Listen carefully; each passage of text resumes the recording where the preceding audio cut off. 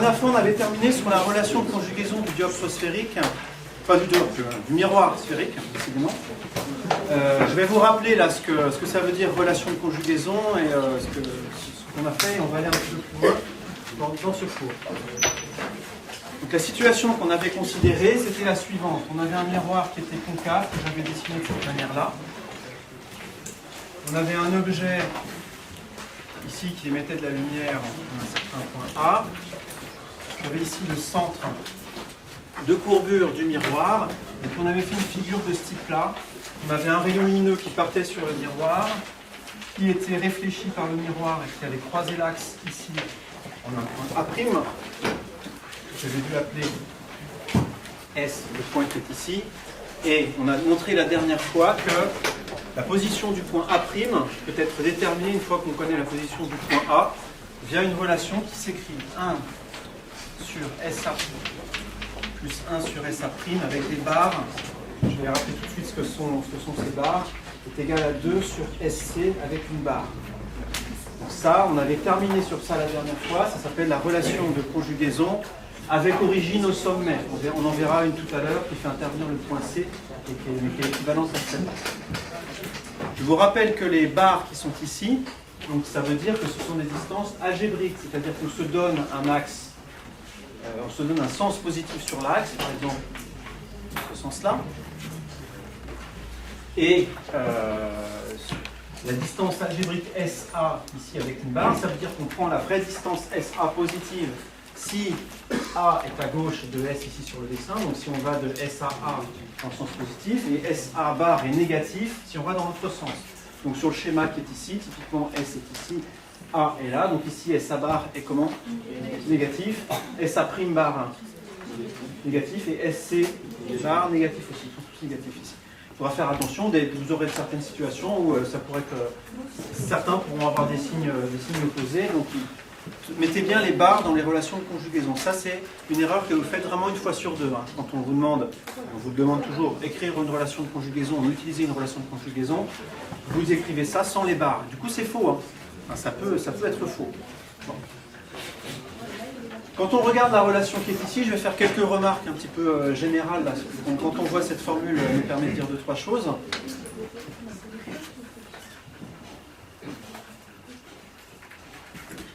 Ça nous permet de dire d'une part, hein, qu'est-ce qui se passe si on met le point A sur le point C ici, pile au niveau du centre de courbure. Si on fait ça, si je mets A au point C, la distance SA bar ici devient SC bar. Le SA', je laisse, je ne sais pas encore où est A', et ça c'est égal à 2 sur SC bar. Vous voyez que du coup, si je fais passer le 1 sur SC bar de ce côté-là, j'en ai 2 moins 1, il ne reste plus qu'un. Ça vous dit que 1 sur SA' bar est égal à 1 sur SC bar. C'est-à-dire, si j'inverse cette relation, SA' bar est égal à SC bar. Où est le point A'?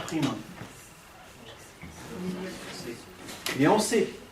Le point tel que SA' est égal à SC, ben, il faut aller à la distance SC est la même que SA', et C est du même côté que A' de S. Donc ça veut dire que A' il est aussi en C. Donc si vous avez l'objet qui est ici, les rayons sont réfléchis et reviennent vers le point lui-même. Ça c'est un point remarquable, l'image est confondue avec la position de l'objet. Autre remarque, si dans la formule qui est ici, j'échange A et A'. Vous voyez que la formule elle reste inchangée. Lui j'appelle A', lui j'appelle A, je change l'ordre des termes, ça reste vérifié. C'est-à-dire que si vous avez en optique, ça va vraiment être valable tout le temps en fait, hein, pour les lentilles aussi, si vous avez en optique un dessin sur lequel vous avez une image, des rayons et tout ça venant d'un objet, vous pouvez aussi bien dire que les rayons viennent de l'image et vont vers l'objet.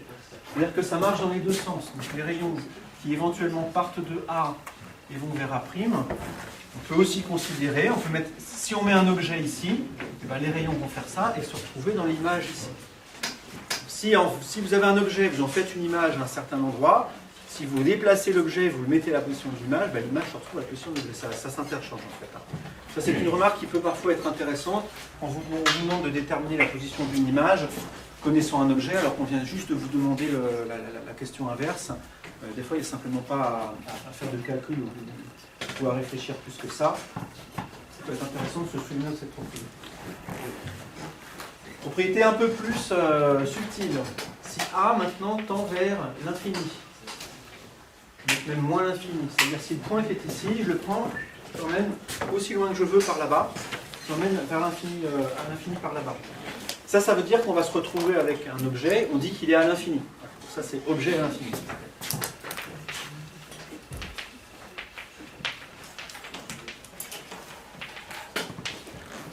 Si on est dans cette situation-là, que vaut 1 sur SA barre 1. Oui.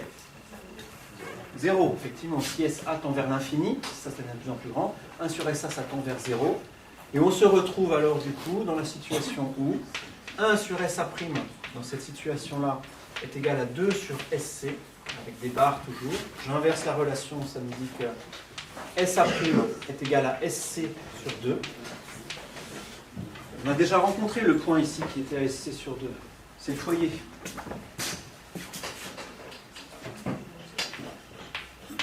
Donc le point tel que, donc, qui est situé à la distance S, F de, donc, enfin, qui est vérifiable, c'est F de ce type-là.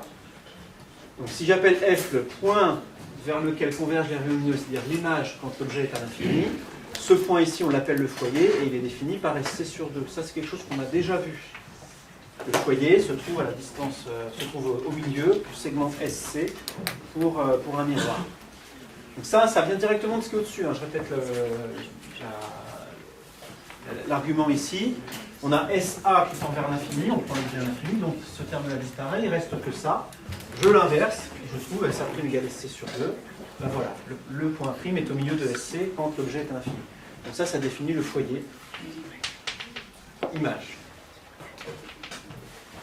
On l'appellera plutôt F' d'ailleurs tout à l'heure quand on verra les lentilles, quand il y aura à différencier entre le foyer image et le foyer objet. Là, ce n'est pas le cas pour le miroir, les deux types de foyers sont confondus. Si maintenant c'est l'image qui tend vers l'infini. Si je fais tendre l'image vers l'infini, la distance 1 sur SA', c'est elle maintenant qui tend vers 0, à l'inverse de cette distance, et il reste simplement 1 sur SA est égal à 2 sur SC, c'est-à-dire j'inverse la relation, SA est égal à SC sur 2. C'est encore une fois SF1. Ça, ce point-là, on l'appelle aussi foyer, on l'appelle foyer objet. Donc F, il est aussi foyer objet, c'est-à-dire c'est le point sur lequel il faut placer l'objet pour que l'image se retrouve à l'infini. F est aussi foyer objet. Donc je vais l'écrire en toutes lettres, c'est le point où il faut placer l'objet pour que l'image soit à l'infini. Alors, on va faire une première application bête de ça, juste pour que vous la manipuliez, cette formule, que vous preniez un petit peu l'habitude des termes qui sont là-dedans. Et l'application, c'est la suivante. On a un objet qui se trouve à 30 cm devant un miroir, en avant d'un miroir qu'on va considérer concave.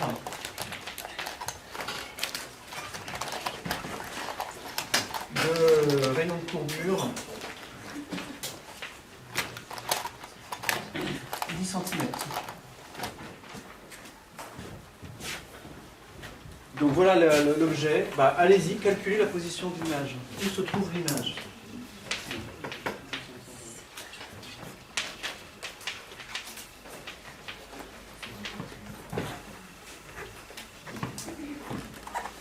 En utilisant la relation de conjugaison qui est ici. Donc les informations qui sont au tableau vous permettent normalement de calculer la distance algébrique SA, vous permettent aussi de calculer la distance algébrique SC. Vous allez en déduire SA' et du nombre que vous avez trouvé, vous allez me dire, ben voilà, il est là. L'image, elle est là.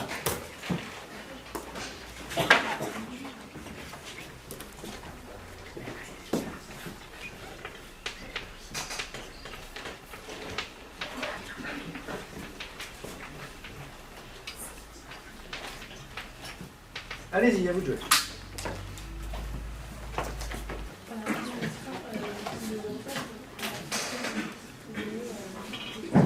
C'est comme vous voulez, il n'y a pas de mieux, effectivement. Vous choisissez le sens dans lequel vous orientez le schéma. Là, j'ai déjà mis un sens positif, donc moi je vais garder celui-là.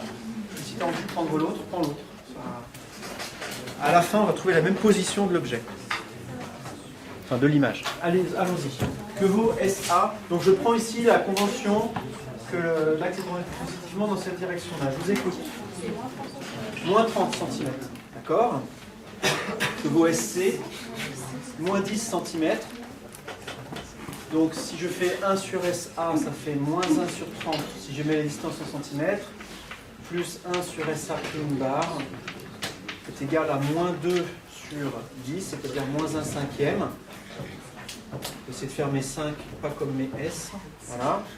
Du coup, ça je le passe de l'autre côté. 1 sur SA prime, ça fait moins 1 cinquième plus 1 trentième. Fraction.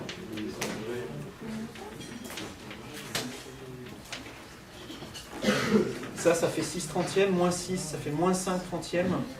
C'est ça?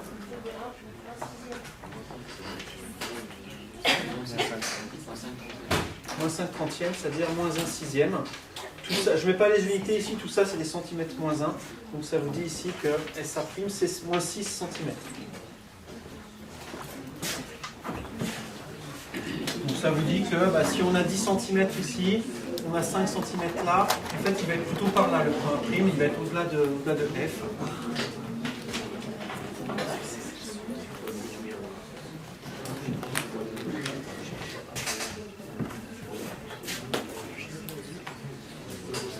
Le point F, je vais peut-être le remettre,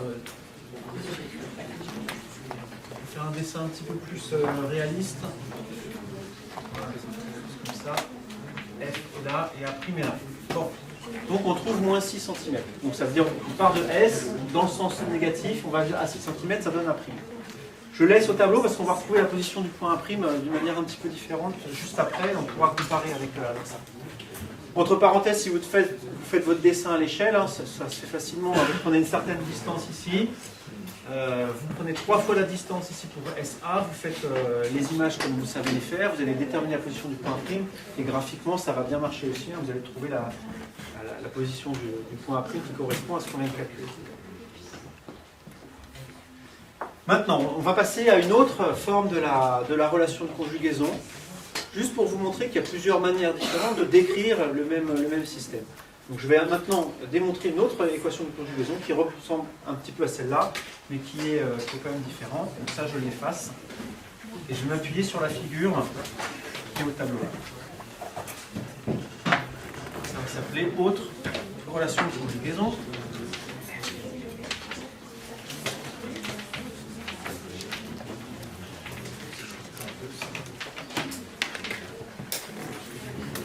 Pour ça, je vais appeler ça le point M là. Et alors attention, on va faire de la trigonométrie, de la géométrie en fait, de course. On va utiliser une propriété des triangles, une propriété qui est simple, et je ne sais pas si vous la connaissez. Je vais commencer par vous la donner, cette propriété. Vous allez me dire si vous la connaissez ou pas. Si j'ai un triangle ici absolument quelconque, alors quand on essaie de dessiner un triangle quelconque, on se retrouve avec un triangle isocèle, rectangle ou équilatéral. Là, il est presque rectangulien, mais on s'en fout. Il est quelconque. D'accord? A, B, C. On a la relation suivante. Si ça, j'appelle l'angle petit a, ça, je l'appelle l'angle petit b, c'en est un autre, et ça, je l'appelle l'angle petit c.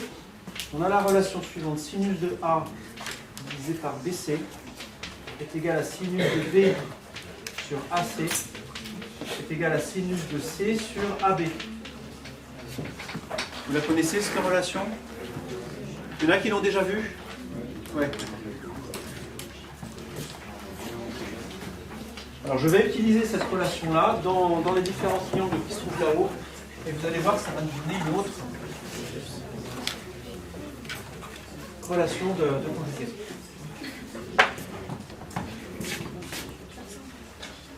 La dernière fois, on avait appelé l'angle qui est ici, on l'avait appelé I. C'est l'angle d'incidence du rayon sur le miroir. Et on avait appelé cet angle-là θ. Ça, vous l'avez tous sur votre dessin de l'autre fois. Vous avez θ ici et I là. Et on avait montré, je ne vais pas refaire la démonstration ici, on avait montré que l'angle qui est ici valait combien du coup? θ moins I. D'accord?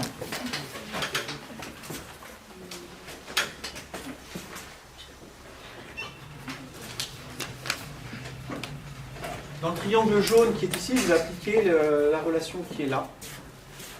Et je vais prendre pour ça l'angle I qui est ici, son sinus, divisé par le côté opposé, donc c'est-à-dire AC, est égal à le sinus de cet angle-là, θ moins I, divisé par le côté opposé, donc le côté opposé à celui-là, c'est celui-là. Et vous vous souvenez qu'il y a une longueur particulière, ce rayon-là. Ça, c'est le rayon de courbure du miroir, en fait. Donc c'est ce qu'on avait appelé R pendant tout le chapitre précédent, là, tout ce qu'on a fait avant. Donc ça, c'est R. Donc, je note ici, la distance CM est égale à R, c'est le rayon de courbure du miroir.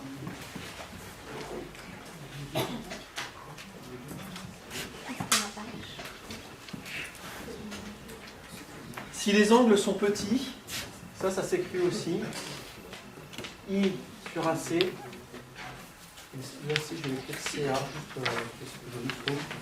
ça fait à peu près θ moins I sur R. Donc ça c'est si les angles sont petits. Les sinus dans ce cas sont à peu près égaux à leur argument. Ça va ça? Je vais faire la même chose dans le triangle vert qui est ici. Cette fois-ci, on a l'angle θ qui est ici. On a encore l'angle I là. Ça, c'est parce qu'on a une réflexion. On a le rayon qui arrive ici qui est réfléchi par le miroir. L'angle réfléchi ici est égal à l'angle incident. Donc, on a l'angle I. Et je vous rappelle qu'on avait appelé cet angle-là. Enfin, c'est pas qu'on avait appelé, c'est qu'on avait montré que cet angle-là, c'était θ plus I. Alors attention, suivez bien ici ce qui va se passer. Je vais faire encore appliquer cette relation-là maintenant dans le triangle vert. Il y a une toute petite subtilité. Dans le triangle vert, le sinus... D'abord, je vous ai découvert. Ça, c'est le triangle jaune. Ça, c'est le triangle vert. Dans le triangle vert, sinus de I divisé par le côté opposé, c'est-à-dire CA', est égal à... Et je vais m'intéresser au sinus de cet angle-là. Attention, c'est ici. Écoutez bien là, tout ce que je ne vais pas le répéter 3 fois. Le sinus de cet angle-là, c'est aussi égal en fait au sinus de cet angle-là. Ces angles sont supplémentaires. Hein. Celui-là, c'est pi moins celui-là. Donc ça veut dire qu'ils ont le même sinus, ces angles-là. Donc le sinus de l'angle que je cherche ici, c'est le sinus de θ plus I. Donc quand je vais écrire sinus de cet angle-là divisé par le côté opposé, je vais remplacer le premier angle par θ plus I. Donc ça fait sinus de θ plus I. Divisé par la longueur du côté opposé, c'est encore R. On retrouve encore la distance CM. Et donc quand les angles sont petits, ça fait encore I sur CA' est égal à θ plus I sur I.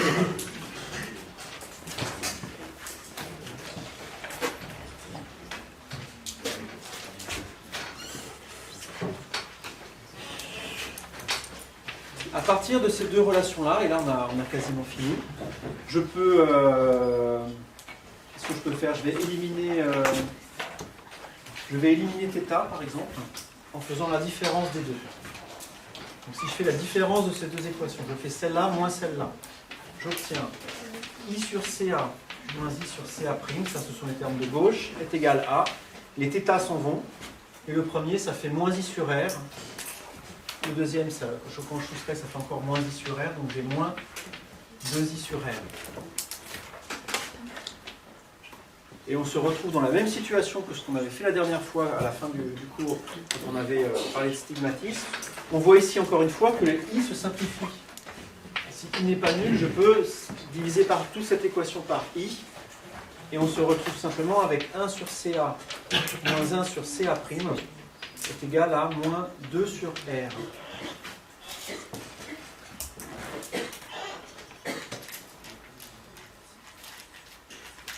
Et je vais remplacer, pour avoir une relation de conjugaison plus générale, je vais remplacer les distances par les distances algébriques. Ici, la distance CA, si je veux mettre à la place CA bar, est-ce que CA, la distance CA, est-ce qu'elle est égale à plus CA bar ou à moins CA bar sur la figure? Moins CA bar, puisque effectivement on va de C à A en se déplaçant en sens négatif. Donc ça s'écrit aussi moins 1 sur CA bar. Le CA', je le remplace par plus ou moins CA' bar. Plus.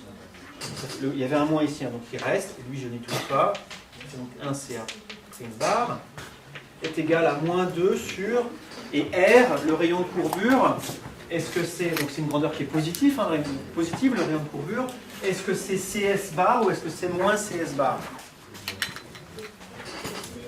C'est CS bar, effectivement, puisque c'est une grandeur qui est positive et que là, S se trouve à droite de C. Donc cette équation-là, si on l'écrit avec les distances algébriques, ça donne ça. Et on voit qu'il y a des moins partout, donc je peux l'écrire beaucoup plus simplement en enlevant les signes. Et on obtient ainsi la deuxième relation de conjugaison, 1 sur CA bar plus 1 sur CA' bar est égal à 2 sur CS. Donc ça, c'est une relation de conjugaison avec origine au centre.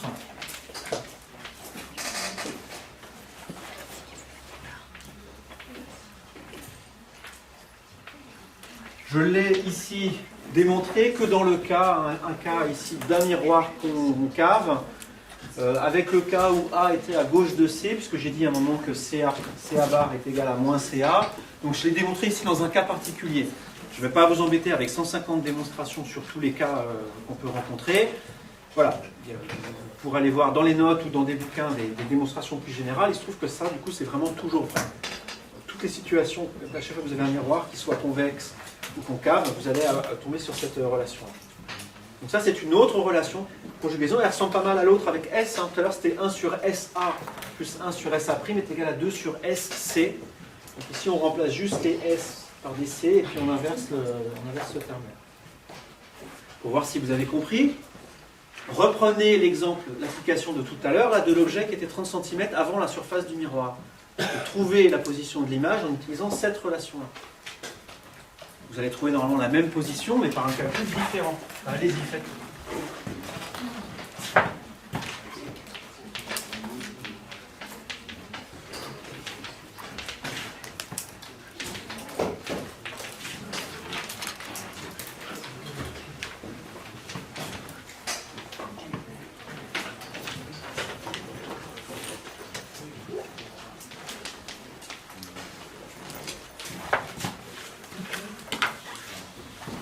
Le calcul qui est ici, il est dans les notes. Hein. Donc, vous pourrez aller voir, il est même un peu plus détaillé que ça.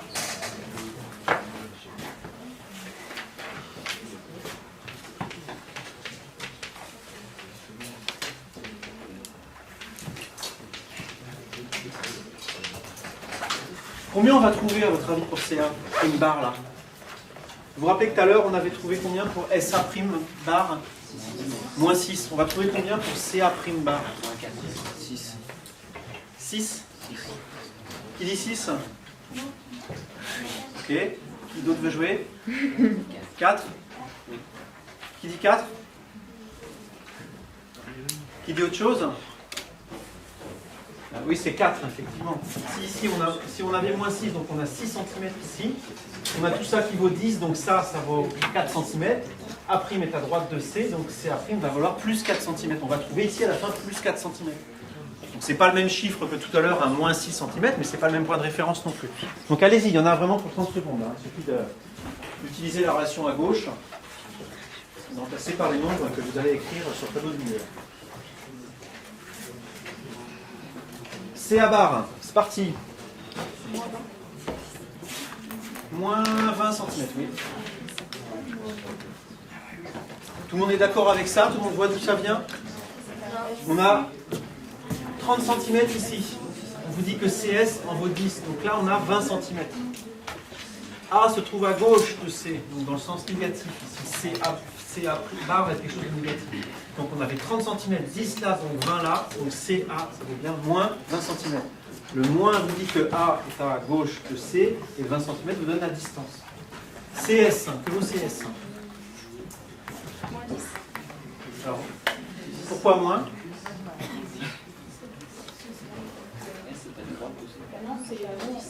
Plus 10? Pourquoi plus? D'accord. Donc plus 10 cm. S est à droite de C avec la convention de signe que j'ai prise ici. Donc cette grandeur est positive. Ben, c'est parti. Hein. 1 sur, je remplace ça dans l'équation qui est là-bas. 1 sur moins 20 plus 1 sur ce qu'on cherche, CA' est égal à 2 sur CS, c'est-à-dire 2 dixièmes, c'est-à-dire 1 cinquième. Je passe le... Je passe le moins 1 vingtième de l'autre côté. Ça fait 1 sur CA' bar est égal à 1 cinquième plus 1 vingtième. Tout ça, c'est les centimètres moins 1. Ici, on va tout mettre sur 20, donc ça fait 4 vingtièmes. 4 plus 1, 5 vingtièmes. 5 vingtièmes, 1 quart. Pouf, donc en centimètres moins 1, ça fait ça. Donc ça vous dit ça que CA' bar est égal à 4 cm, plus 4 cm. Donc effectivement, c'est ce qu'on attendait. On trouve la même position du point A'. Bon. Donc ça, c'est bien pour vous montrer que les deux relations de conjugaison qu'on a trouvées sont vraiment équivalentes. Après, dans des situations particulières, l'une peut être plus simple à utiliser que l'autre pour diverses raisons, mais les deux vont conduire au même résultat. Elles disent la même chose. Hein. Elles sont complètement équivalentes. Vous avez des questions sur ça? Alors, je vous en donne une troisième relation de conjugaison. On ne va pas la démontrer, juste pour que vous voyez qu'elles n'ont pas forcément toutes non plus la même allure. Il y en a une autre relation de conjugaison qui fait cette fois-ci intervenir non pas le centre, non pas le sommet, mais le foyer. Et elle ne s'écrit pas 1 sur FA bar plus 1 sur FA' bar. C'est dommage, ça aurait été simple, mais c'est pas comme ça. La troisième relation de conjugaison s'écrit comme ça. FA multiplié par FA' est égal à moins petit f carré, où le f qui est ici, c'est la distance focale, hein, c'est simplement la distance SF sur 2. C'est R sur 2. Ça, c'est R sur 2. Donc d'une certaine manière, elle est plus simple, hein, cette relation-là.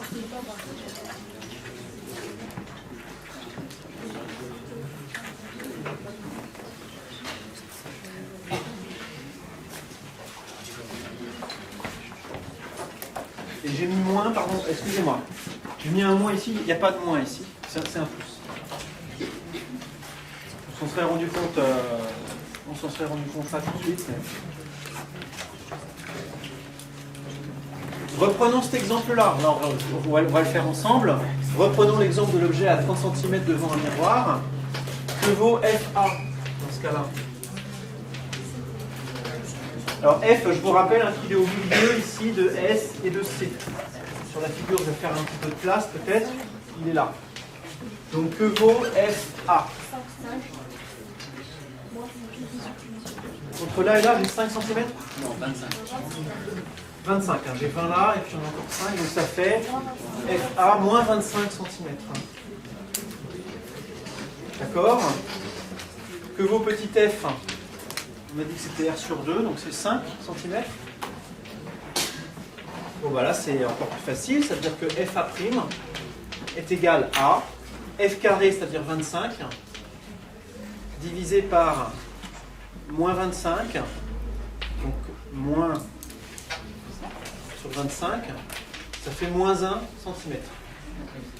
C'est cohérent, ça? Oui. Bah oui. Ici, on avait 5 cm entre là et là. On avait 6 cm entre là et là, donc on a bien 1 cm ici. Et après, on est bien à droite, à gauche, pardon, du point F. Donc le calcul qui est ici vous redonne encore la même chose. Voilà, donc ces trois relations de conjugaison, on trouve 3 fois la position du point. Donc, vous auriez pu faire graphiquement aussi. Alors vous n'auriez pas eu du coup une précision, vous auriez obtenu un résultat avec la précision de votre instrument de mesure, mais donc vous de votre règle de vos stylos, mais vous auriez aussi trouvé une position approximative du point qui correspond à tout.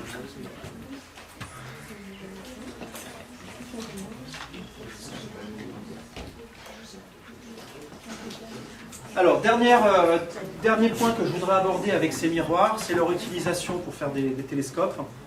Avant que je passe à ça, parce qu'il y a quelque chose d'un petit peu différent, est-ce que vous avez des questions sur ce qu'on vient de faire?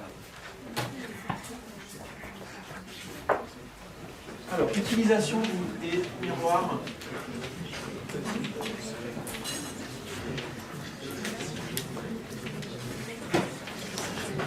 Dans la vie de tous les jours, où est-ce que vous voyez des miroirs?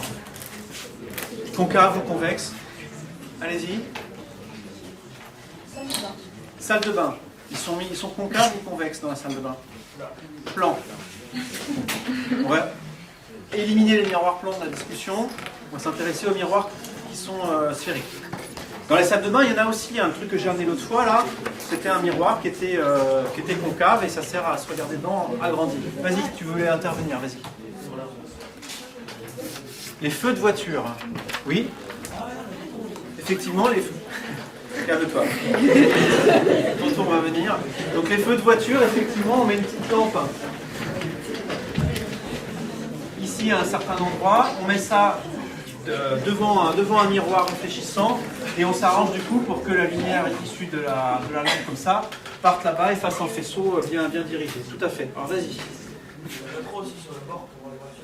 Ouais, effectivement, les rétroviseurs, le bord du rétroviseur en général, il est, sur pas mal de voitures, il est recourbé pour avoir un champ de vue plus important.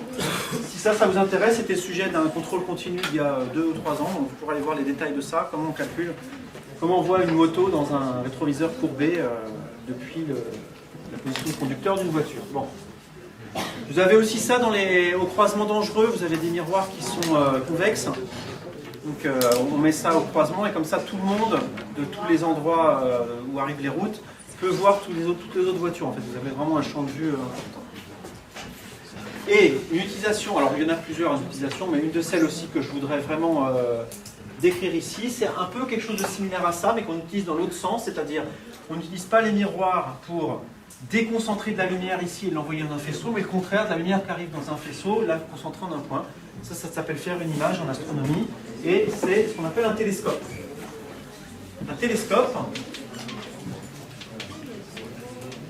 c'est vraiment tout simple, hein. Enfin, ça peut être compliqué, mais l'idée elle est vraiment simple, c'est que vous avez ici un miroir concave, vous avez de la lumière qui arrive ici, la lumière qui arrive de l'infini depuis un point vient converger ici pour faire une image. Et si vous avez un objet étendu ici qui fait une certaine forme dans le ciel, les points ici que forment les images vont aussi former une image correspondante. La phrase que je viens de faire ne veut absolument rien dire, je vais la reprendre. Si vous avez ici un truc dans le ciel, qu'est-ce qu'on pourrait dessiner dans le ciel? Une étoile. Alors un lapin, ça marche pas bien. Une étoile. On va prendre... Ah ouais, non, mais si, dans le ciel, vous avez... Ok, alors ça c'est censé être Star Trek. Ouais, si, ça ressemble un peu. Bon, vous avez un truc dans le ciel, comme ça. La lumière qui vient d'ici, là. Si l'objet est assez loin, ça forme un faisceau parallèle qui vient former une image ici dans le plan focal du miroir. Là, vous avez Spock qui est ici, vous ne voyez pas bien. Et c'est dommage parce qu'il est super bien dessiné, là, mais bon. Donc là, vous avez Spock. Ça envoie de la lumière qui arrive avec un certain angle, puisqu'elle a été émise un peu plus haut. Donc, au niveau du miroir, ici, vous avez un faisceau parallèle qui est légèrement incliné. S'il est légèrement incliné, il va aller converger ailleurs, ici, dans le plan focal. Et donc, vous allez avoir l'image de Spock qui va se faire ici, l'image du bas du vaisseau ici. Vous pouvez faire ça avec tous les points qui constituent le vaisseau, et vous allez avoir ici une image qui représente le vaisseau que vous êtes en train de regarder. Application. Alors, on va prendre comme miroir ici, le miroir du télescope spatial Hubble, un truc qui existe, qui est dans l'espace en ce moment. Le télescope spatial Hubble, son rayon de courbure, alors c'est un peu compliqué parce que c'est fait avec 2 miroirs, mais on va considérer comme s'il n'y en avait qu'un. Son rayon de courbure, c'est 60 mètres. R est égal à 60 mètres. Attention, ça ne veut pas dire qu'il fait 60 mètres. Je reviendrai sur sa taille après. On l'a pris dans une sphère qui, au départ, aurait fait 60 mètres si on s'était embêté à faire toute la sphère. C'est vraiment la manière dont il est courbé. Donc, ça fait 60 mètres. Et on va imaginer qu'il regarde non pas l'Enterprise, là, dont je ne connais pas la taille, mais qu'il regarde Jupiter. Jupiter, c'est facile à dessiner. Ça, c'est l'œil de Jupiter. Donc Hubble regarde Jupiter. La question que je vous pose, c'est quelle est la taille qu'on obtient effectivement, la taille de l'image qu'on obtient sur le détecteur qu'on met là pour voir l'image. Donc ce que fait Hubble, c'est un miroir comme ça dans une grosse boîte qu'on a envoyée dans l'espace. Au niveau ici du plan focal du miroir, on a mis ici des capteurs CCD, les mêmes que ceux qu'il y a dans vos appareils photo ou dans les appareils photo de téléphone portable, sauf que c'est un peu plus grand. Donc on a mis ici tout un tas de détecteurs et l'image de l'objet qu'on regarde au loin se forme sur ce plan ici. La question que je vous pose, c'est quelle est la taille de l'image de Jupiter sur les détecteurs du télescope spatial Hubble. Vous avez besoin pour ça de connaître la taille angulaire de Jupiter. Je vais vous la donner. D'abord, je vais vous rappeler ce que c'est que la taille angulaire. Qu'est-ce qu'on appelle la taille angulaire d'un objet? C'est l'angle sous lequel on le voit, ouais. Vous voulez formuler ça autrement? C'est ça. Donc effectivement, si on a un objet, on a Jupiter qui est comme ça, on a des rayons qui viennent du haut et des rayons qui viennent du bas, et c'est l'angle entre ces deux trucs-là. En quelle unité on donne les angles et on peut donner les tailles angulaires? En radians ou vous connaissez quoi d'autre? En degrés. Bon. Il se trouve que le degré ou le radian ne sont pas les unités les mieux adaptées en astronomie. Quand on veut regarder des objets qui sont petits, on utilise des sous-unités de ça. En particulier, une unité qu'on utilise, qui est vraiment très utile, c'est la minute d'arc. Est-ce que vous connaissez cette unité?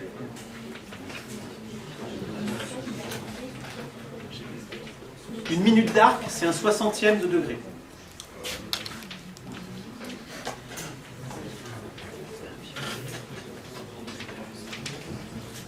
Et ça fait, alors en radian, je vais vous donner le nombre, je l'ai pris, ça se calcule facilement, mais je n'ai pas envie de perdre du temps à faire le calcul ici. Ça fait 2,9 fois 10 moins 4 radians, si on veut la taille en radian. Cette unité, elle est adaptée parce que pour un astronome, ça lui parle, ça. Si on lui dit, bah, c'est un angle qui est petit, il vous regarde, il dit, ouais, mais petit comment quoi? Mon métier, c'est de regarder des trucs petits, donc petit comment? Minute d'arc, c'est la taille de Jupiter, justement. Alors, c'est pas défini comme ça, mais il se trouve que numériquement, c'est vraiment ça. La taille de Jupiter, c'est 3 10 4 radians. Donc, pour l'astronome, vous dites une minute d'arc, il dit, ah oui, d'accord, c'est gros comme Jupiter dans le ciel. Pour quelqu'un qui est sur Terre, il y a une autre situation qui fait aussi, qui donne une taille angulaire de 1 minute d'arc, c'est que vous prenez un cheveu, vous le mettez à bout de bras, et ben, l'épaisseur du cheveu vu à bout de bras, c'est 1 minute d'arc aussi. Ce qui veut dire que si vous avez Jupiter dans le ciel et que vous êtes capable juste de le masquer avec un cheveu tendu à bout de bras, ça a la même taille angulaire. Ça n'a pas la même taille, hein. Jupiter c'est plus gros qu'un cheveu, hein, bien d'accord. De la même manière que la Lune masque exactement le Soleil dans le ciel, elles ont la même taille angulaire, même si elles n'ont pas la même taille physique, c'est le rapport des distances qui fait ça. Ben là pareil, un cheveu tendu à bout de bras, ça masque juste Jupiter. On introduit aussi une sous-unité de ça, qui est la seconde d'arc. La seconde d'arc, c'est un 60e de minute d'arc.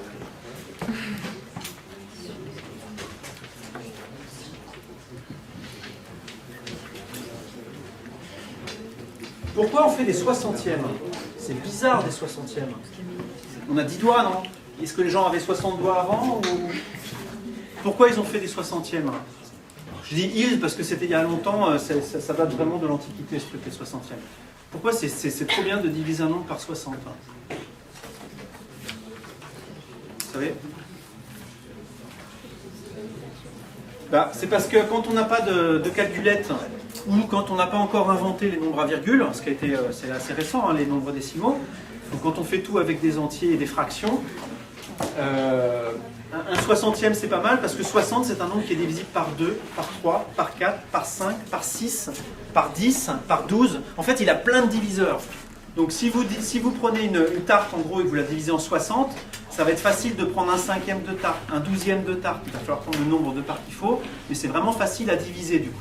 Et donc les gens, je crois que il me semble que c'est les Sumériens qui avaient introduit les 60e. Donc ils avaient besoin pour le commerce, ils avaient besoin de diviser facilement des quantités pour les vendre. Et le 60e, c'était vraiment une bonne division pour avoir à manipuler que des fractions simples. Ça c'est resté chez nous avec l'heure. Hein. C'est pour ça qu'une heure c'est divisé en 60 minutes et une minute en 60 secondes. C'est une division qui vient de ça aussi. Tout ça pour vous dire que la taille angulaire de Jupiter dans le ciel, c'est en gros 1 minute d'arc.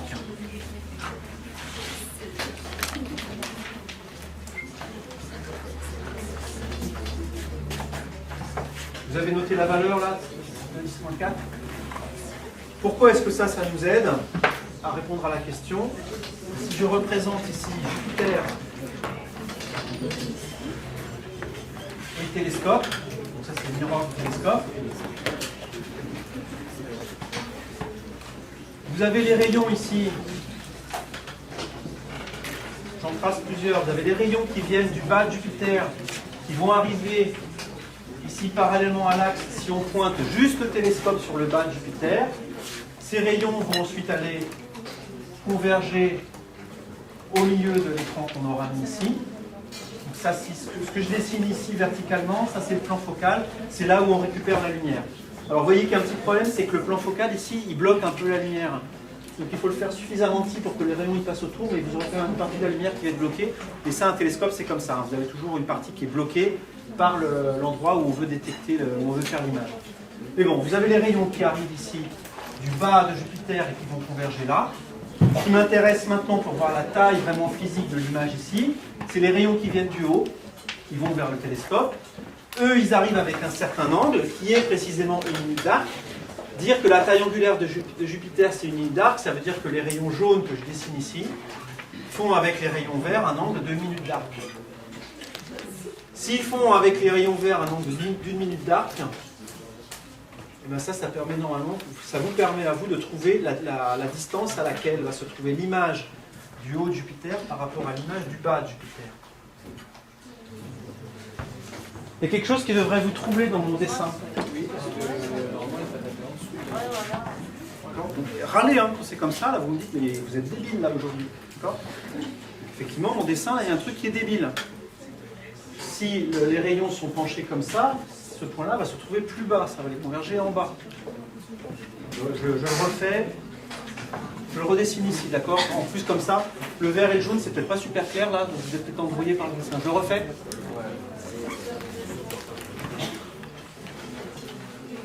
Donc c'est reparti.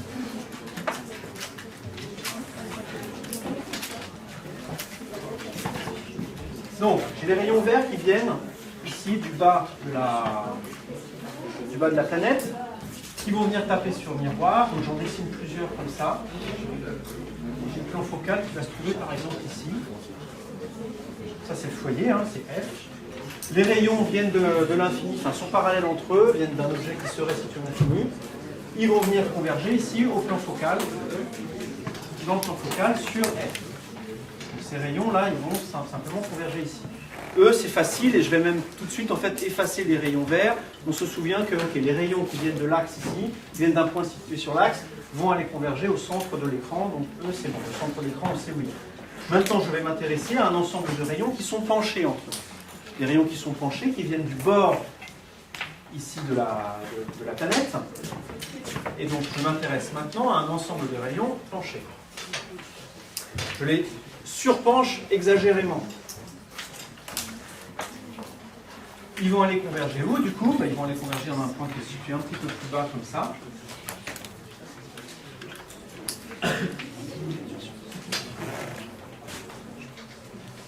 Ça veut dire que l'image va être inversée hein, ici par rapport à l'objet.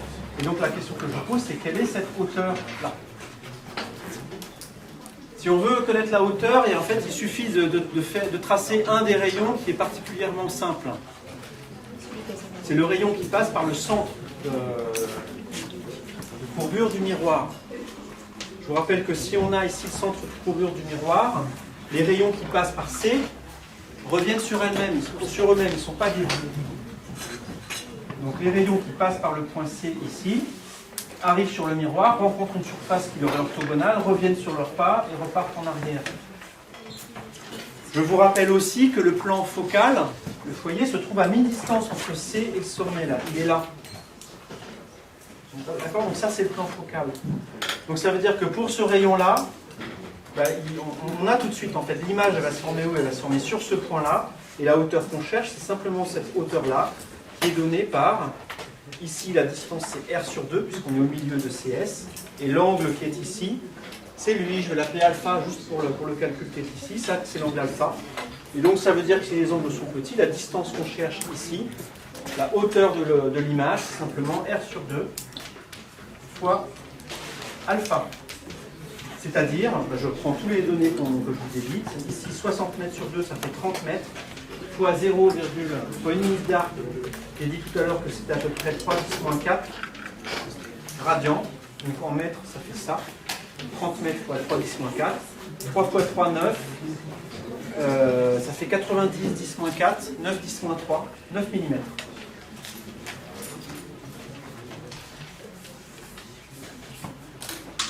Donc, étant donné la taille de Jupiter et le rayon de courbure du miroir, donc ça vous dit que la taille de Jupiter sur les détecteurs du télescope spatial Hubble, ça fait à peu près 1 cm, 9 mm. À votre avis, c'est gros ou c'est petit? C'est assez facile du coup de mettre un capteur et puis d'en faire une image propre.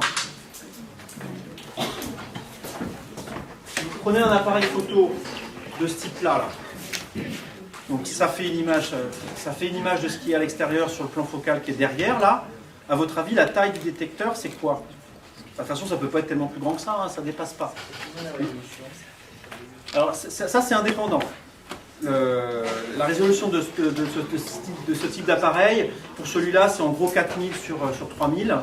Mais la taille du capteur, c'est quelques centimètres. Hein. Ça doit faire 2 cm et quelques, quelque chose comme ça, de hauteur. Donc ça veut dire qu'on arrive, et on fait des photos qui sont effectivement sur lesquelles on arrive à mettre 3000 ou 4000 pixels en haut ou en large. Donc on arrive avec un capteur de 2-3 cm à vraiment avoir des détails assez fins sur un objet. Donc ici, un objet de 9 mm de haut, oui, on arrive très bien à en faire une image. Surtout qu'on n'a pas été mettre n'importe quoi comme capteur non plus sur le télescope spatial Hubble. Donc voilà, ça vous dit qu'avec le télescope spatial Hubble, on pourra arriver à faire une image très détaillée de Jupiter. Bon. On reviendra sur ces histoires de taille et tout ça quand on verra la question du grandissement et du grossissement pour différents instruments d'optique, donc je ne vais pas y passer plus de temps. Là, la principale chose que je voulais faire, c'était vous introduire les tailles angulaires et puis vous donner cet ordre de grandeur-là. Là, je vous ai parlé du rayon de courbure du télescope spatial Hubble, 60 mètres. Donc cette taille, elle ne signifie rien en termes de taille du télescope lui-même. Encore une fois, c'est la taille de la sphère sur laquelle on a coupé un miroir. Maintenant, il y a une autre quantité qui est importante en astronomie, c'est la taille du miroir elle-même. Vous savez quelle taille fait le miroir du télescope spatial Hubble? Est-ce que c'est quelque chose qui est plutôt comme ça, ou qui fait la pièce? La pièce. Alors, je ne sais pas si vous avez déjà vu une fusée. Enfin, ça a été envoyé dans l'espace par une fusée, hein, ce truc. Et il n'y a pas la place. Enfin, on n'en voit pas des châteaux. Hein, c'est quand même, ça fait 2,40 m de diamètre. En fait. Le miroir, ça fait quand même pas mal. Hein, depuis le bord du tableau ici, du coup, ça fait quelque chose qui est grand comme ça. Quoi. Donc vous imaginez un cercle, enfin un disque qui a ce diamètre-là, 2,40 m, ça commence à faire un truc conséquent. Hein. Les miroirs qu'on utilise dans les télescopes amateurs, ça va entre ça et vous en avez des beaux qui commencent à faire ça. Hein. Est-ce que vous savez la taille des plus grands télescopes qu'on a sur Terre, qui marchent effectivement? J'entends 2 mètres. Plus? Vas-y. 20 mètres? Ok, on a tout en fait. Donc c'est 10 mètres. On a des miroirs sphériques qui font 10 mètres de diamètre. Alors, ça va vite à dire. 10 mètres, ça fait quoi? Ça fait du mur à là, hein, quasiment. Hein.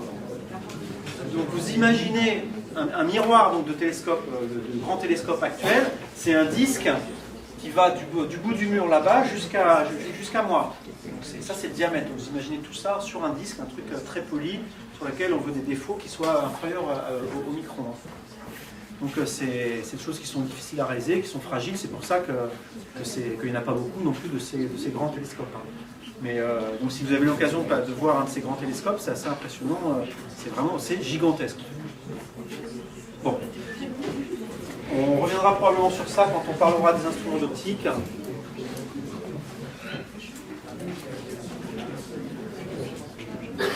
crois que ça clôt ce que je voulais dire sur les miroirs.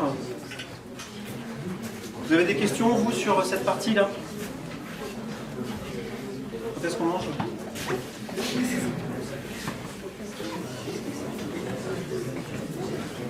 Bon, on va attaquer le troisième chapitre qui va porter sur les lentilles. Chapitre 3.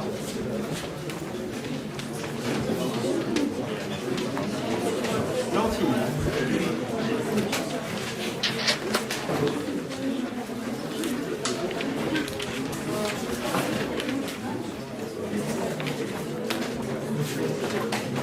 Alors, vous avez remarqué, enfin je ne sais pas si vous avez remarqué, mais je vous dis ce que j'essaye de faire. Dans le cours d'optique qui est ici, on passe pas mal de temps sur des choses parfois simples, faire des applications numériques. Vous voyez que là, il y en a une qu'on a fait 3 fois avec des méthodes différentes. Donc, on passe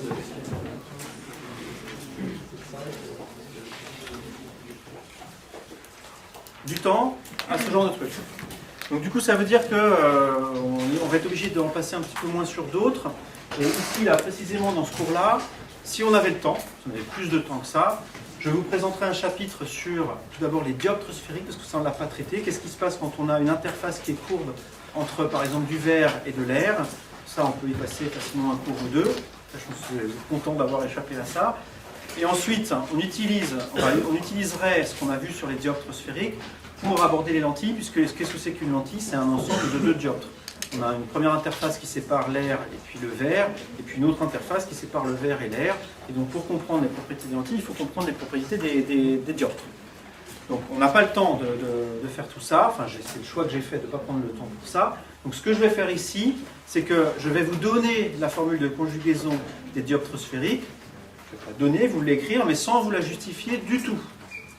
Donc vous avez, si ça vous intéresse d'aller plus loin, plusieurs sources possibles d'informations.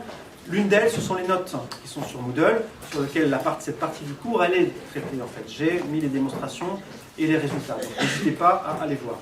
Vous avez aussi des bouquins qui sont très bien faits sur ça, vous pouvez venir le voir si vous voulez des conseils. Donc je vais d'abord commencer par vous faire, donc, je vais appeler ça un rappel, mais ce n'en est pas un. Donc, je vais plutôt dire résultat balancé ici. Vous avez peur? Non, je ne vais pas l'écrire en fait. Résultat sur les dioptres.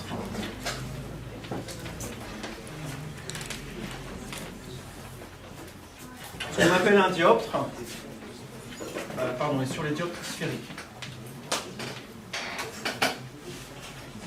Donc un dioptre sphérique, c'est une surface qui s'appuie sur une sphère et qui sépare un certain milieu, un premier milieu d'indice n, d'un autre d'indice n'.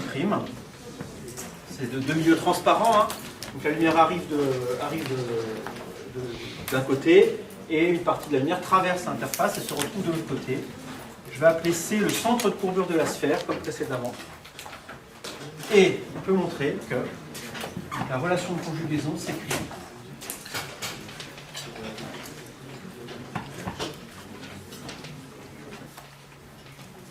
Alors on en a aussi 2 à notre disposition, une avec origine au sommet et une avec origine au centre.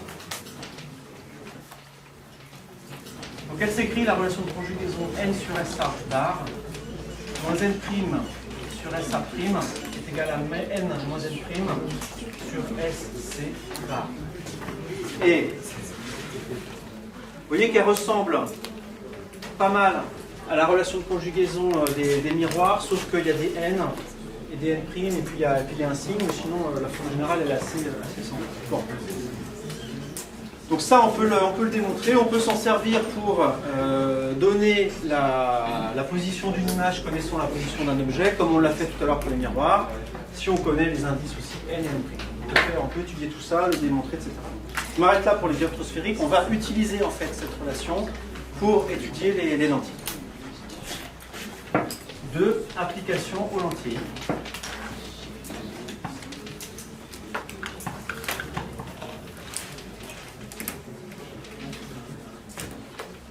Et je vais préciser les lentilles minces, je dirais pendant le cours de l'exposé de quoi il s'agit. Ce qu'on appelle une lentille, c'est un bout de verre ou d'un autre milieu transparent.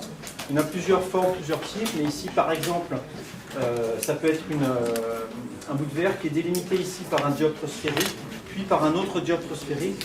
Et dans les applications que je vais prendre maintenant, je vais considérer qu'on a de l'air ici, un milieu d'indice N, ça va être du verre ici, et de nouveau de l'air à l'extérieur. C'est vraiment la lentille, pour les gens qui portent des lunettes, voilà, ce sont les verres que vous avez, avec peut-être des formes différentes, mais ça va toujours être un milieu d'indice N dans l'air. Imaginons que j'ai un objet ici A, et je m'intéresse à la propagation des rayons lumineux issus de A. Il va se passer deux choses successives. D'une part, les rayons vont être réfractés en entrant dans la lentille. Donc il va leur arriver quelque chose ici. Puis ils vont être réfractés au niveau de la deuxième lentille.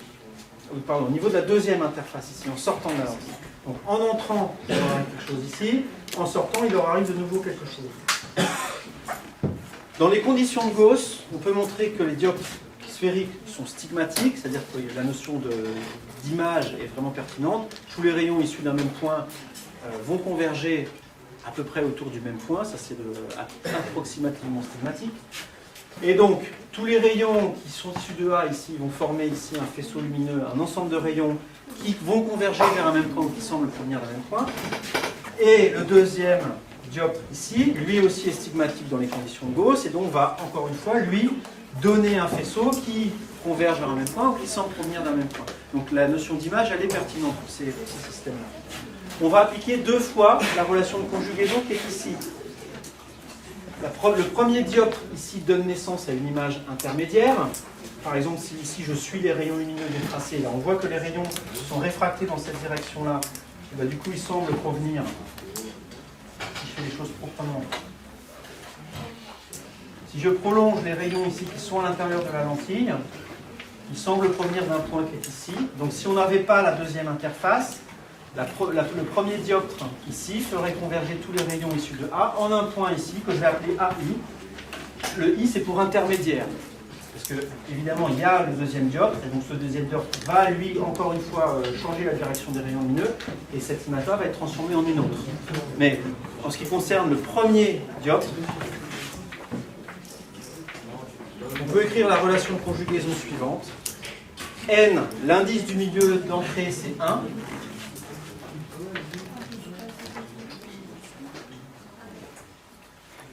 Il y a un problème là-bas ?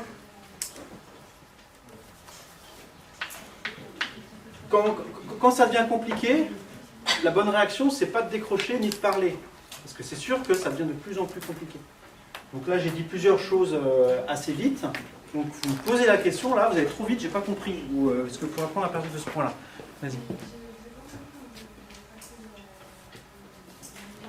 D'accord. Donc je vais le redire et le refaire en plus grand, du coup, pour que peut-être au fond vous ayez aussi l'occasion de voir. Et là, je réalise que c'est effectivement un truc de pattes de mouche. On a une première interface qui est comme celle-ci. On a des rayons lumineux qui arrivent sur cette interface. Je vais considérer ici 1 milieu extérieur et N l'indice intérieur. Je trace ici la normale au dioptre. Quand le rayon arrive dans le milieu d'indice N, est-ce qu'il se rapproche ou est-ce qu'il s'écarte de la normale? C'est sûr? Oui. Il se rapproche. Voilà. Et un rayon qui arrive ici, pareil, se rapproche aussi de la normale. Donc ces rayons, s'il y avait juste ce dioptre-là, ces rayons iraient converger quelque part et formeraient ici une image que je vais appeler AI. Ce que j'ai tracé en vert ici, c'était ça, c'est-à-dire juste ce qui se passe au niveau du premier dioptre ici. Donc je vais écrire la relation de conjugaison qui me dit où se trouverait l'image AI s'il n'y avait que le premier dioptre, c'est-à-dire une interface entre de l'air et du vert. Donc je le fais ici. Au niveau du premier dioptre, on a 1 sur, donc 1 c'est l'indice du milieu dans lequel on est au début, sur SA bar, moins N', ce que j'ai appelé N' ici, c'est l'indice du milieu qui est ici, donc je vais maintenant appeler N, sur SA', et pardon, c'est pas SA', c'est SAI, j'ai appelé AI l'image là pour l'instant, est égal à N qui vaut 1, moins N', N, sur SC. Donc ici, c'est la différence entre l'indice du milieu de départ, l'air, et l'indice du milieu d'arrivée, ici, le vert. Donc c'est 1 moins N. J'ai remplacé donc l'image A' par AI, parce que vous allez voir que je vais réserver A' pour l'image finale qu'on va obtenir. Donc j'ai mis ici AI pour l'objet initial, pour l'image intermédiaire. Ce point-là, j'appelle A, et ce que j'ai appelé S, c'est lui là, c'est le sommet de ce dioptre-là. Le C, ça va être le rayon de courbure de toute cette surface-là. Il va être quelque part par ici. Alors il va falloir que je fasse attention aux notations, parce qu'il va y en avoir deux des dioptres. Il y a celui-là, et puis il y a celui qui va fermer la lentille. Il y a deux dioptres sur une lentille. Donc celui-là, je vais le noter S1, et celui-là, C1. Pour le différencier des sommets et des centres qui vont apparaître au niveau du deuxième dioptre. Donc attention, ici je mets des 1 sur les points caractéristiques du dioptre. Maintenant, comme je l'ai laissé entendre deux fois, c'est pas tout, puisqu'il y a un deuxième dioptre ici qui ferme la lentille. Ce dioptre-là va lui aussi changer la direction des rayons lumineux. Alors, je ne vais pas m'intéresser ici à la situation précise en mettant la normale et tout ça, ça dépend vraiment de la taille du système et de la courbure, donc je vais juste faire ici ça de façon schématique. Voilà, imaginons que ça fasse partir les rayons ici, et les rayons du coup qui allaient converger en AI vont maintenant converger en ce point que je vais appeler A'. Donc ce que fait le deuxième dioptre, c'est que ça transforme les rayons qui allaient converger en AI vers des rayons qui convergent vers A'. Attention ici, attention. Pour ce dioptre-là, le point AI, c'est un objet. C'est-à-dire, c'est une caractéristique des rayons incidents. Les rayons qui arrivent sur le dioptre, ils ont envie d'aller en AI, et bien ça s'appelle un objet virtuel en optique. Donc, un ensemble de rayons qui ont envie d'aller converger en un point, ça c'est un objet virtuel. Donc pour le dioptre jaune qui est ici, AI c'est un objet. Donc dans la relation de conjugaison, c'est lui qui va prendre la place ici. Et l'image, c'est A'. Donc les rayons avaient envie d'aller en AI, et ben non, ils vont en A'. C'est ça que fait le deuxième dioptre. J'écris la relation de conjugaison correspondante donc sur le deuxième dioptre. Le milieu dans lequel on est au début, c'est N, cette fois. Sur, attention, maintenant les sommets s'appellent S2 et le deuxième centre, c'est C2. Ici, c'est AI. Donc, je répète, un AI maintenant c'est l'objet en ce qui concerne le deuxième dioptre. Moins 1, le 1 qui est ici, c'est parce que le milieu dans lequel on sort, c'est de l'air. Sur S2, A' est égal à N moins 1 sur S2, C2. Est-ce que vous pouvez placer ces deux sur... Oui, je vais les mettre tout de suite. Donc, S2, c'est le sommet du deuxième dioptre. Et C2, bah, c'est le centre de courbure de ça. Ici, bah, si j'avais un compas, probablement le centre serait par là. Donc c'est le centre de courbure de cette sphère-là.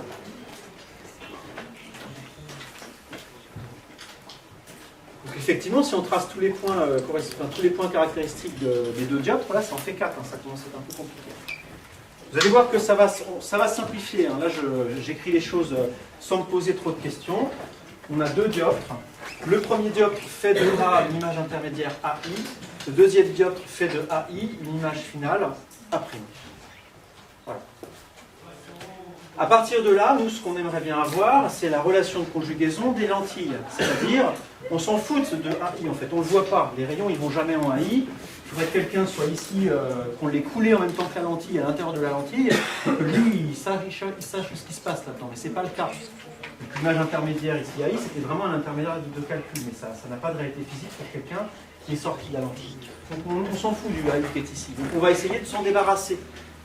On va combiner ces deux équations-là pour virer le AI et se retrouver avec une relation entre A' et A. Et c'est ce qu'on va appeler la relation de conjugaison. Si vous essayez de faire ça brutalement, là, vous allez mourir. D'accord ? Parce que c'est compliqué, on ne voit pas trop un moyen simple. Ici on a S1A, I, là on a S2AI, donc il va falloir faire apparaître l'un dans l'autre. Honnêtement, c'est vraiment le bazar. Heureusement, dans les situations les plus courantes, il y a une énorme simplification. Avant que je fasse le dessin ici, la plupart des lentilles que vous utilisez, elles ont une propriété remarquable, c'est qu'elles sont fines. C'est-à-dire que la distance ici entre S1 et S2, elle est généralement petite devant la distance S1C et S2C, contrairement à ce que j'ai dessiné ici. Vous avez rarement des lentilles qui sont super épaisses. En général, le fait de gagner du vert, justement, fait quelque chose de fin. Et le fait de faire quelque chose de fin, ça veut dire que les points S1 et les points S2, eh ben, ils sont quasiment confondus, en fait. Plus précisément, si on essaye de vraiment, dans les formules là-bas, extraire A' en fonction de A en éliminant le AI, on va se retrouver quelque part avec un S1, S2 comme distance qui va intervenir partout.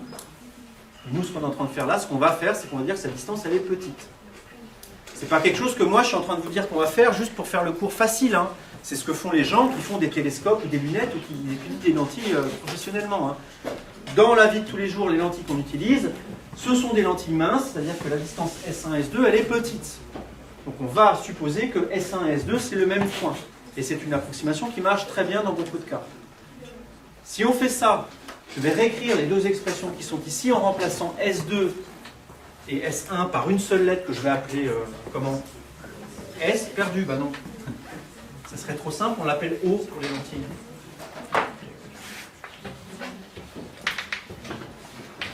Pour les lentilles, ce qu'on appelle les lentilles minces, c'est quand on a S1 qui est confondu avec S2 et du coup on l'appelle O, c'est le centre de la lentille. Je vais donc remplacer pour l'instant bêtement S1 et S2 par O dans les formules qui sont là-bas.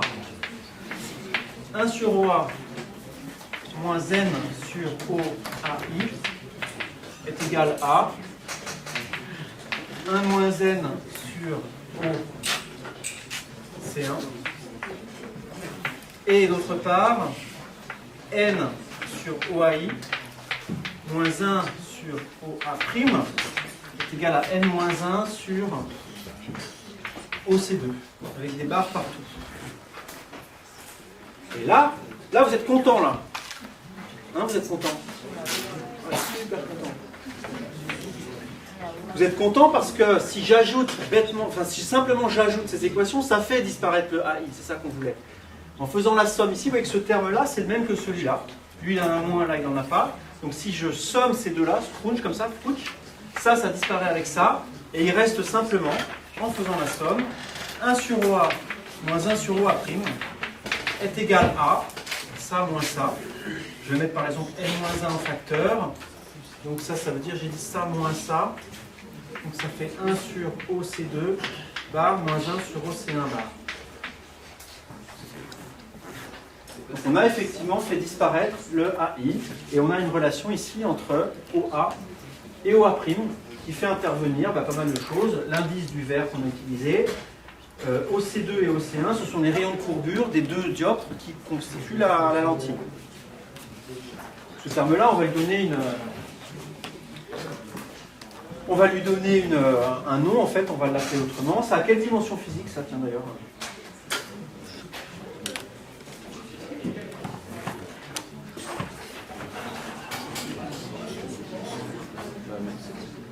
Ouais, mettre moins 1, ouais. Ça c'est l'inverse d'une distance, ça aussi, très bien, c'est homogène, on peut les ajouter. Ça n'a pas d'unité. Donc ça c'est l'inverse d'une distance. Ça on le note, on définit comme 1 sur OF bar. Donc on définit un point F tel que la distance sur les barres soit donnée par tout ça. Donc ça c'est une définition, hein, pour le coup. Il n'y a rien à comprendre là, c'est juste que ça, on l'appelle comme ça. Je vais dire tout de suite, hein, c'est une signification physique. Hein. Je dis on le définit comme ça, mais en fait, ça va être le foyer au jet de la lentille et ça va jouer un rôle physique important. On va voir ça tout de suite. Et donc, en notant ça comme ça, donc, en notant 1 sur OF est égal à N-1, 1 sur OC2, moins 1 sur OC1, on a 1 sur OA moins 1 sur OA' est égal à 1 sur OF. Ça, c'est la relation de conjugaison des lentilles minces. Celle-là, vous l'avez déjà vue, vous la connaissez, vous l'avez déjà rencontrée.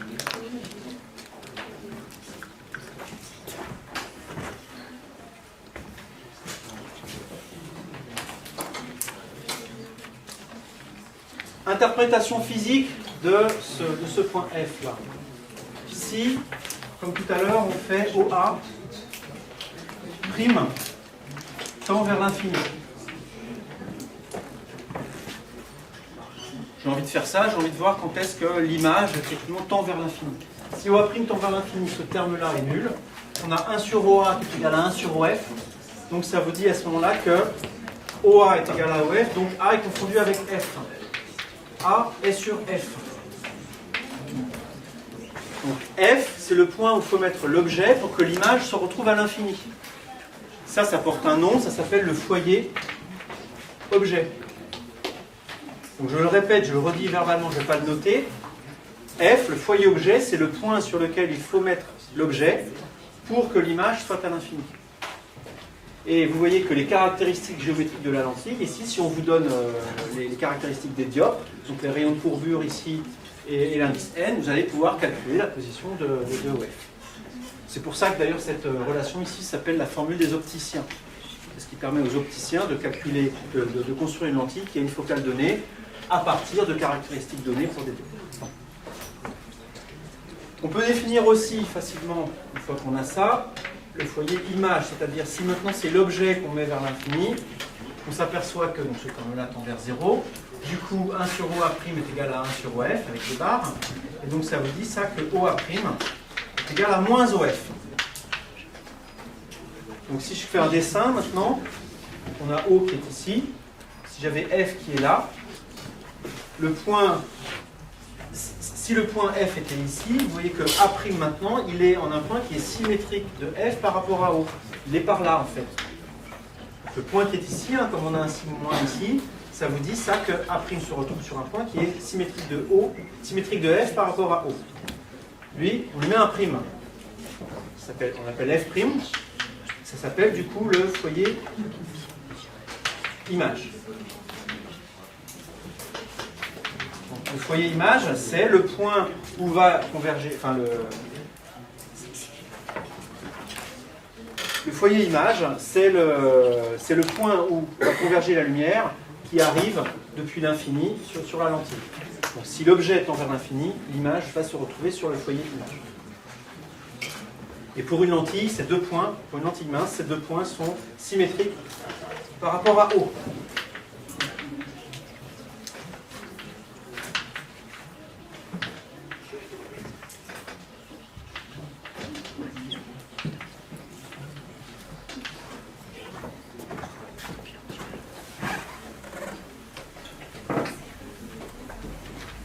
Et alors à partir de là, on distingue deux cas. Il y a deux types de lentilles. Hein. Ça dépend du signe en fait des grandeurs qui sont là. OF et OF'. Pour des lentilles convergentes.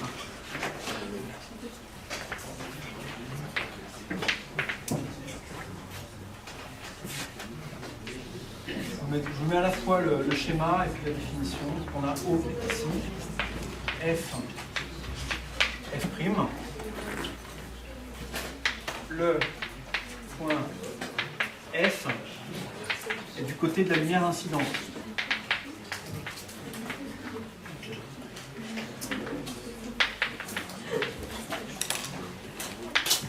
Et donc on note ça comme ça parce que on note ça avec des flèches dans ce sens-là, parce que si on dessine vraiment la lentille, les lentilles qui font ça, ce sont des lentilles par exemple qui sont biconvexes.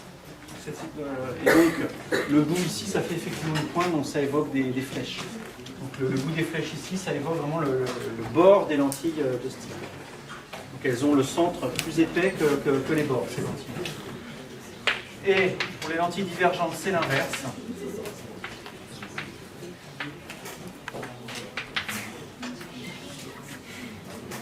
On les dessine comme ça. Donc elles, c'est parce que quand on fait ces lentilles-là physiquement, on fait plutôt des lentilles qui sont comme ça, avec des bords qui sont plus épais que le centre. Et donc l'extérieur ici, ça évoque une flèche inversée. Et dans cette situation-là, le point F' est en avant, F est en arrière, si la lumière se déplace de gauche à droite. Donc c'est le contraire, c'est-à-dire que le point F ici, c'est le point F' qui est du côté de la lumière incidente.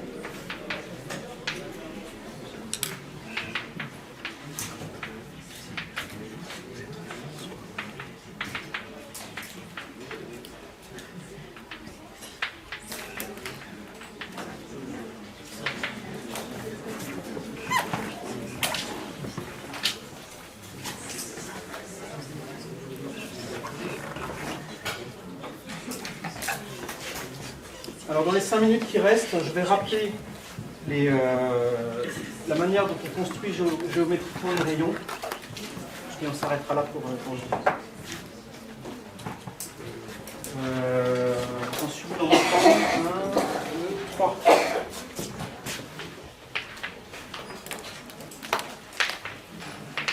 Construction géométrique des rayons.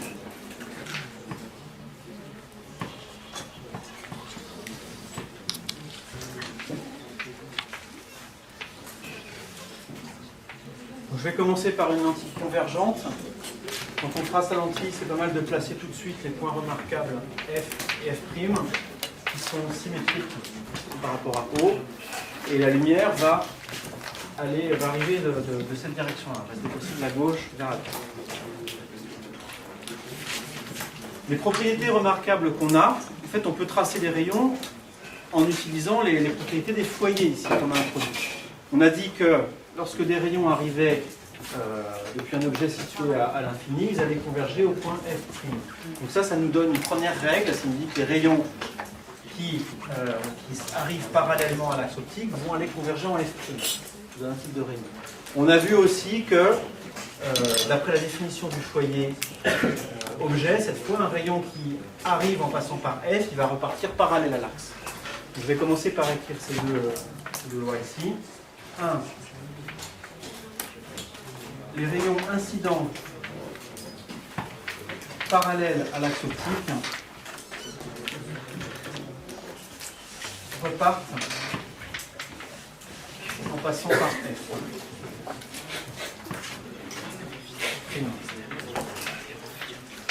C'est-à-dire, imaginez que je veuille faire par exemple l'image d'un objet qui est comme ça. Ce que je suis en train de dire ici, c'est qu'un rayon qui arrive parallèlement ici à l'axe va repartir en convergeant vers F'. Voilà, ça c'est le type de rayon 1. Type de rayon 2. Les rayons incidents qui passent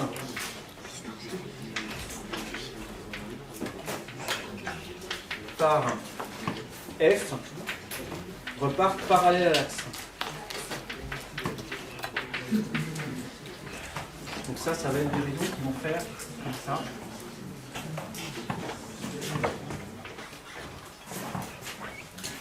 Voilà.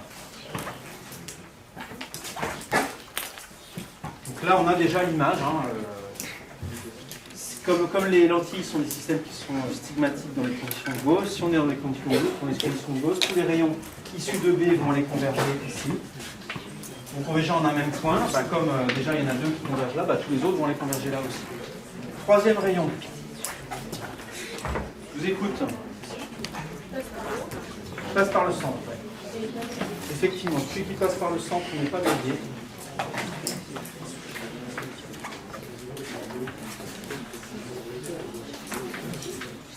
Le rayon passant par O n'est pas dévié.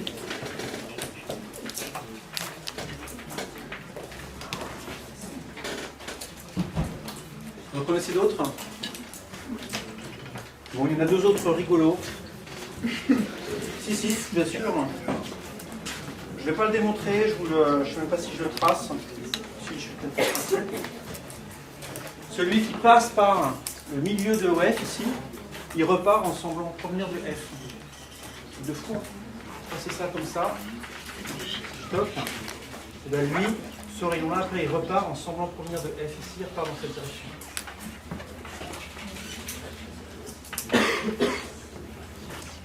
Bon, celui-là, ne le retenez pas, c'est une curiosité, on s'en sert rarement, mais voilà, je trouve ça rigolo, donc je rigole.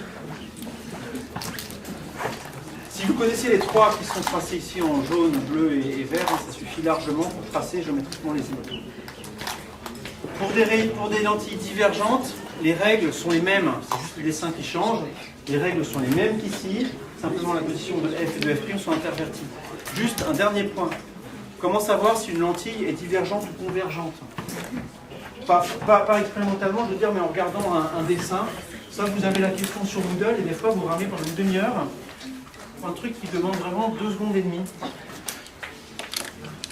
j'ai une lentille, je ne sais pas si elle est convergente ou divergente, et on vous dit, tiens, bah, il y a un rayon qui arrive ici, et puis qui repart comme ça. Elle est convergente ou divergente, cette lentille? Divergente, voilà. Pourquoi? Parce que le rayon ici, il est dévié dehors de l'axe, donc ça fait bien diverger les rayons. Une lentille convergente, ça serait, vous avez un rayon qui arrive ici, ça repart dans cette direction-là. Voilà, là c'est convergent. Donc même si ça c'est dans un schéma compliqué avec plein de trucs autour, si vous avez un rayon qui est dessiné qui fait ça, voilà, cette lentille elle est convergente nécessairement à peu près. Bon, on s'arrête là pour aujourd'hui, on prendra ça vendredi.